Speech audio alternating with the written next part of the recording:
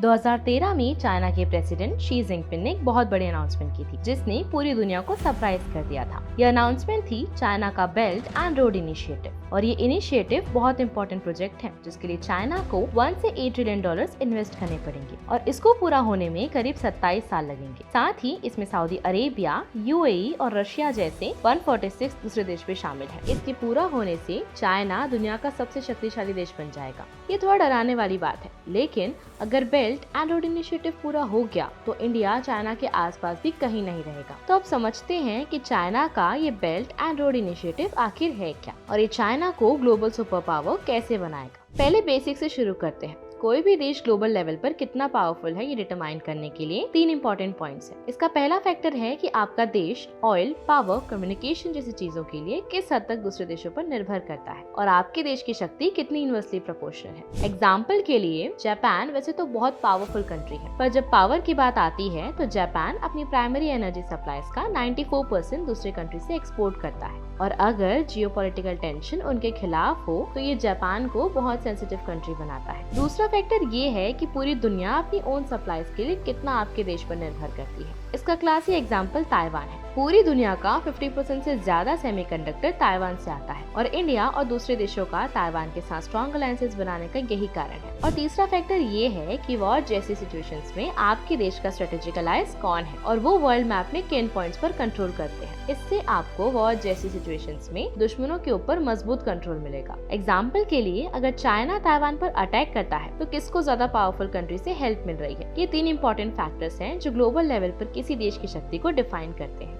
अगर ये आपको समझ आ गया हो तो अब चाइना का केस समझते हैं। सबसे पहले अगर चाइना का दुनिया में कितना वैल्यू एड ऑन है की बात करें तो आप देखेंगे कि चाइना सोलर इंडस्ट्री को डोमिनेट करती है, क्योंकि उसके पास सिलिकॉन वेफर्स प्रोडक्शन का 97%, पीवी सेल्स का 97% और पॉलीसिलिकॉन का 67% शेयर है। ये सब दुनिया की सोलर इंडस्ट्री के लिए बहुत जरूरी है। दूसरा ये कि चाइना सबसे ज्यादा मार्केट शेयर 28.7% के साथ दुनिया का मैन्युफैक्चरिंग सुपर पावर है, और चाइना ने अकेले ही 2020 में $434.7 बिलियन का आयात किया है। ये सभी फैक्टर्स निश्चित रूप से चाइना को बहुत शक्तिशाली बनाते हैं। पर अगर आप दूसरे एस्पेक्ट्स को देखेंगे जो एलीज और डिपेंडेंसी है, तो आपको चाइना की कमजोरी दिखाई देगी। सबसे पहले अगर हम मिलिट्री बेसिस को देखें तो जहां यूएस का बहुत मजबूत संबंध है, जिसमें उसके पास 70 से ज्यादा देशों के 800 से ज्यादा मिलिट्री बेसिस हैं, तो वहीं चाइना के पास सिर्फ एक मिलिट्री बेस है जो वॉर जैसी सिचुएशंस में चाइना की मदद कर पाने के काबिल नहीं है। दूसरा, अगर कल को कोई वॉर होता है तो यूएस और इंडिया सिर्फ जीपी से आसानी से चाइना की इकोनॉमी को कमजोर कर सकते हैं। तो सवाल ये है कि ये पॉसिबल कैसे हो सकता है। तो जब आप चाइना के ऑयल इंपोर्ट को देखेंगे आपको पता चलेगा कि उसका ज्यादातर पार्ट मिडिल ईस्ट कंट्रीज से आता है, और अगर आप देखें तो चाइना के पास इंडियन पेनिनसुला, शंघाई, हांगकांग और क्याजिंग पोर्ट के आसपास कोई कोस्ट नहीं है। ये सब दुनिया के दूसरे छोर पर है। तो मिडिल ईस्ट देशों से इन पोर्ट्स तक ऑयल टैंकर्स को पहुंचाने का सबसे छोटा रास्ता ये पैसेज है,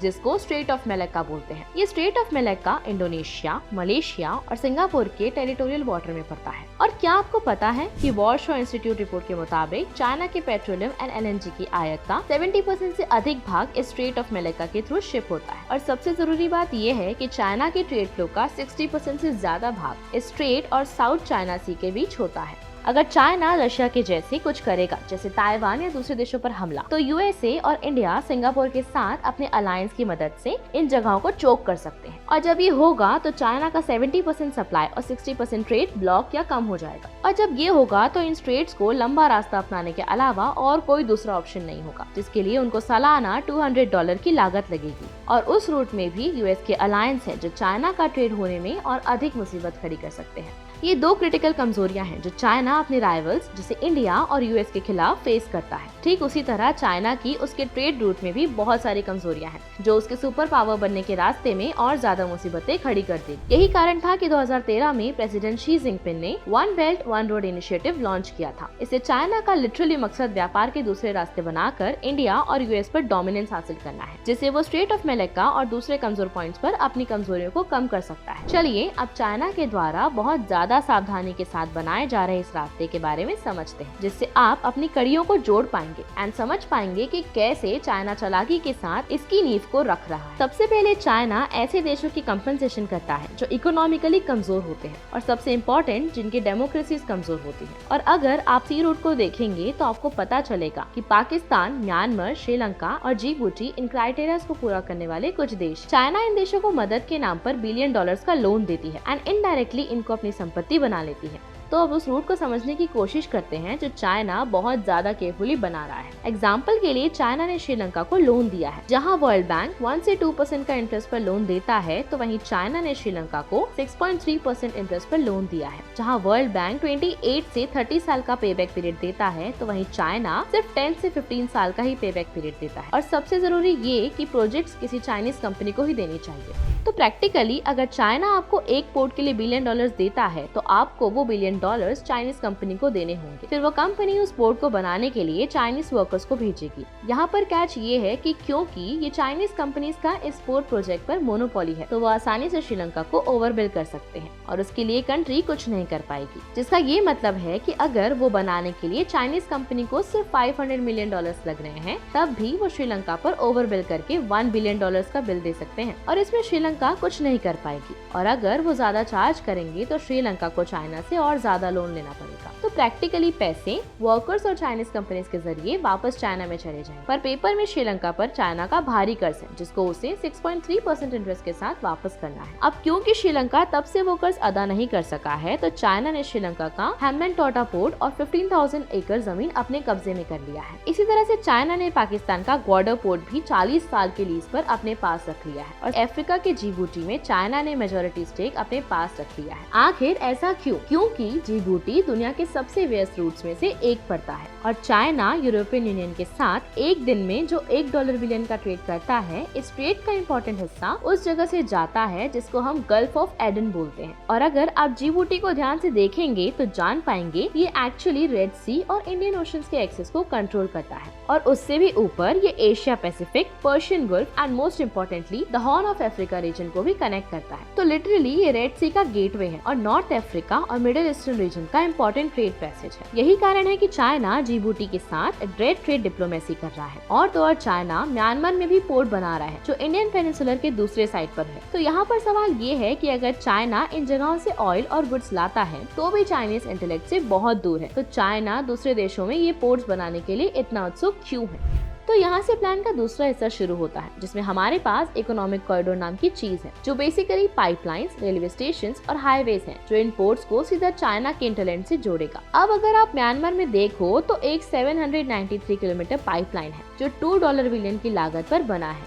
ये पाइपलाइन म्यांमार की कैकटू सिटी से चाइना के यूनान रीजन तक जाता है और 2013 में 3.2 billion cubic metre natural gas Myanmar से चाइना में ट्रांसपोर्ट हुई थी, जो भी 12 बिलियन क्यूबिक मीटर की पाइपलाइन के लिए बहुत कम है। उन सबसे ज्यादा म्यांमार के यांगोन पोर्ट और साउथ वेस्टर्न चाइना के यूनान प्रोविंस के बीच एक हाईवे है और वहीं से एक रेलवे लाइन है जो आगे चलकर चाइना तक जाती है। और आप देखेंगे कि दूसरा रूट उनके पास पाकिस्तान से है। यहाँ पर पहले उनके पास ग्वाडर पोर्ट है जो चाइना ने 40 साल की लीज पर लिया है और हाल ही में पाकिस्तान सरकार ने 3021 किलोमीटर का स्ट्रेटेजिक क्रूड ऑयल पार्टनरशिप का कॉन्ट्रैक्ट पूरा किया है, जो पाकिस्तान में ग्वाडर पोर्ट से चाइना पाइपलाइन जिंगजान तक जाती है। साथ ही पाकिस्तान ने क्रूड ऑयल से चाइनीज कंपनी द्वारा प्रॉफिट और आय कंट्रोल के लिए 20 साल तक का टैक्स हॉलिडे देने पर सहमति जताई है। और हमारे पास एक और हाईवे है जो पाकिस्तान और चाइना को ग्वाडर और काशगर के थ्रू कनेक्ट करता है। एंड क्या आप जानते हैं कि चाइना लंदन से चाइना का एक रेल रूट भी बना रहा है जो कजाकिस्तान, रशिया से होता हुआ